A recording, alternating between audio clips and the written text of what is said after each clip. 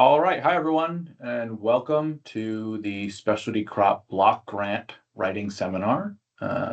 We'll be going over just a few technical tips on the grant program itself, the application portal, and then also just some general information about the program as a whole. So let's get started.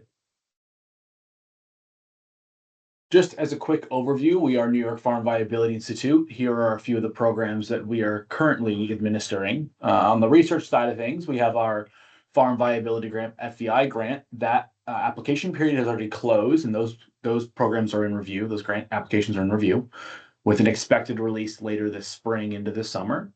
And this USDA Specialty Block Grant program is open now and has changed some from a couple years ago. So we are looking for any kind of application, education projects wanted and included.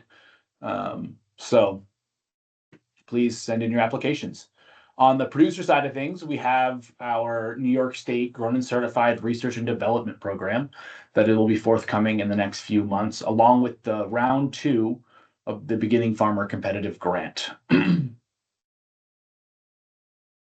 So a brief overview of today's agenda. We will be just going through the basics of the RFP. We will be looking at understanding some USDA outcomes and indicators, looking at the scoring criteria, some examples, and then online platform tips. So, kind of what is the USDA Specialty Crop Program? How does that work in New York State? So USDA will allocate funds nationally to all sorts of different states by a formula.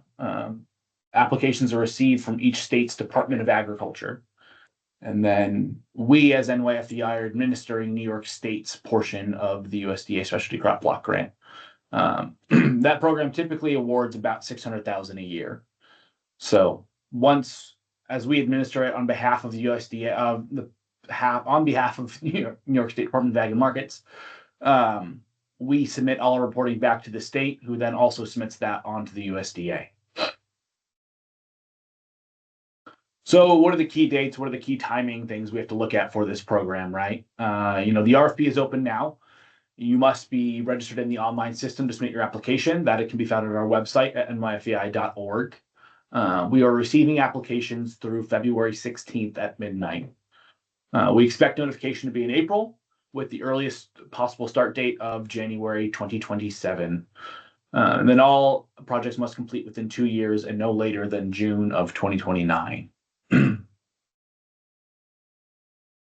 So who would be eligible? Program overview and eligibility and size of things. So projects between $50,000 and $250,000 will be accepted, with about $600,000 being awarded.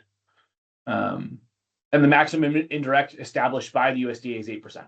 So, and what is an eligible applicant? Not-for-profit organizations, not-for-profit educational institutions, and then local and tribal governments as well. Here's just a quick overview of the RFP itself. So you have these are just when we go through the application, we'll see it a little bit. You'll see these are just the titles we have taken out. And just to give you a quick idea of what the RFP and what the application actually will look like. There's the overview.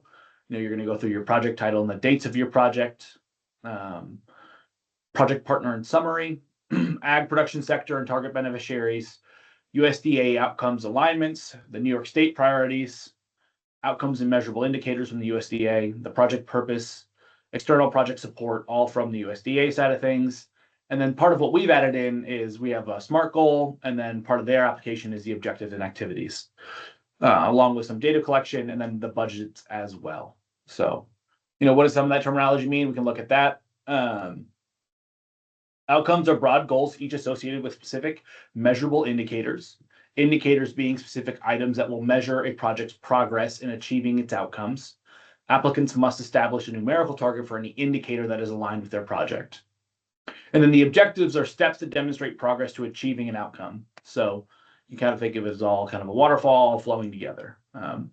We have integrated a SMART goal, and that kind of puts all of that thing into one clear and concise understanding, comprehensive paragraph, so we can clearly understand what your outcomes, indicators, and objectives are.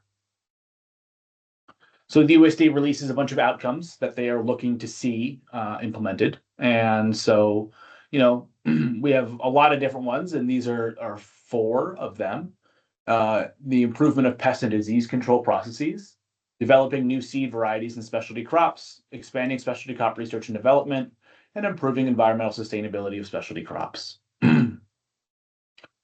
And the indicators they're looking for are in documentation linked on our website and the application. These all should be written in past tense in terms of looking at it for the final report. You should be reading the indicators closely. That will help clarify the outcomes best aligned with your proposal. Target values must be established for indicators, and so that all things can be clearly understood and see if they are met in the final reporting. So what does the scoring criteria look like then, right? If we're talking about this as a competitive program, all applications will be scored. So what are they going to be scored on? And you will see that we have assigned 35 points to the project purpose, 5 points to the target beneficiaries, so who's being benefit, 15 points to external project support, 25 points to the work plan, including that SMART goal, target indicators, and objectives and activities, 10 points to your plan data collection, and then 10 points to resource allocation. You will see this year they have added 5 bonus points for different project outcomes, or I'm sorry, objectives, and those are specified as well in the RFP.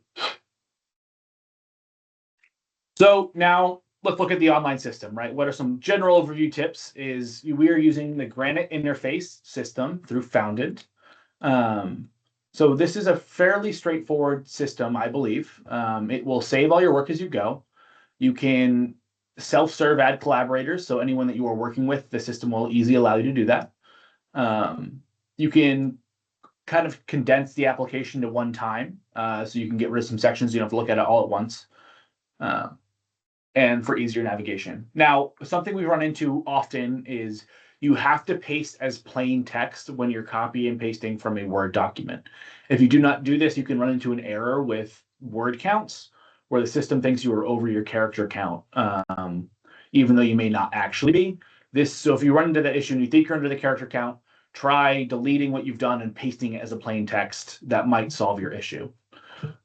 We're now going to transition over to the online system. If you are a returning applicant, this is what you might see. You might see this screen where, things you might be working on, whether we've given you follow-ups or active projects you may have with us. To get back to the home screen, you just want to look at the See Opportunities button.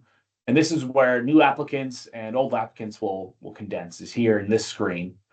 You want to hit this Apply button here, and that will bring up the application.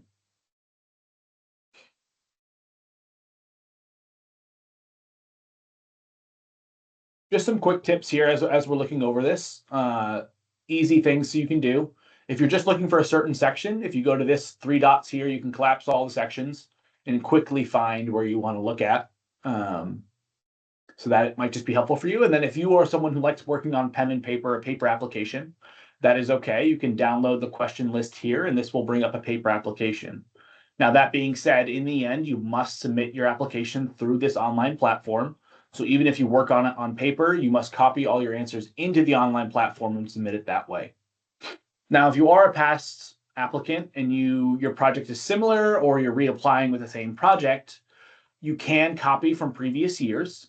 So if you are a previous applicant in this system, it's really straightforward. It's going to let you copy that right over from a closed request. So if that is you and you have trouble with that, feel free to reach out. We're happy to help you through that process, but you should be able to do that fairly self-serving. We have a lot of helpful links embedded throughout this. Anytime you see blue text like this, that indicates there's a link. And so that will take you to a resource we have listed on our website, or a resource listed within Founded to help you in different parts of the application. So, if you're seeing this blue stuff, go ahead, give it a click. Likely that's there for a reason, and it'll be helpful for you to review. As we move our way through the application, you will see there are these stars. Any question that is starred means it is required. So if you get to the end of the application, it's not letting you submit it. That is, it's just because you haven't answered a required question. That being said, when it gets to the 16th at midnight, you will be required to submit your application here at the bottom. If you just have it saved, it will be considered abandoned and not considered as submitted. So please make sure once you are done with your application, you are hitting that submit button. This should be fairly straightforward for many of our returning applicants.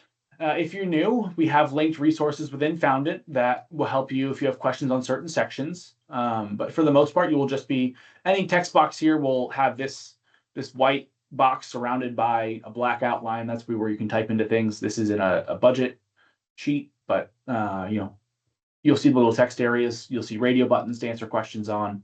Make sure as you work through this application, you are carefully selecting all of the answers you need to select. Now, questions like this, you will see where it just has a yes or no. Likely this means we have it set up as a branching question. So depending on how you answer this question, it will bring up different sections of the application. So as you hit yes here, you will see a section appears for additional SMART goals. So if you hit yes here and start filling this out, this is how you can unlock additional SMART goals if you have them, is by using this branching question. If you don't have them, no worries, go ahead and hit no. That section will go away. So that is what we have for an overview of the Granite interface system and our program as a whole. Feel free to reach out to us with any questions, and we will be happy to answer them as best we can. Thank you all for your attention and time.